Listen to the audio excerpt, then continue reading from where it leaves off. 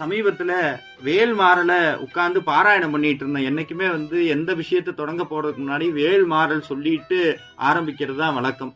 அது சொல்லும் போதெல்லாம் நான் முருகன்கிட்ட கேட்கறது என்னன்னா, என்னைக்கும் இந்த நாயை உன் பாதத்திலேயே வச்சது, என்னைக்கும் புகழ பேசுறதை தவிர வேற எதுவும் எனக்கு வேண்டாம்னு சொல்லிட்டு முருகன்கிட்ட மனமுருகி திருத்தணியில் உதித்தருளும் ஒருத்தன்மலை விருத்தன் என் உளத்தில் உரை கருத்தன்மையில் நடத்து குகன்வேலேன்னு என்னைக்கு என் மனசுல வேல் இருக்கணும், நான் பேச்சுல முருகனை பேசணும்னு சொல்லி வேண்டிட்டு நான் போன ஒரு நிகழ்ச்சிக்காக கீழே இறங்கணுன்னே பெங்களூர்ல இருந்து ஒரு அம்மா என்கிட்ட சொன்னாங்க, உங்களுடைய பதிவு எல்லாம் பார்த்திருக்கேன், எங்க கோயில்ல நீங்க முருகனை பத்தி பேசியே ஆகணும்னு சொல்லி கட்டளை இட்டுட்டு போனாங்க.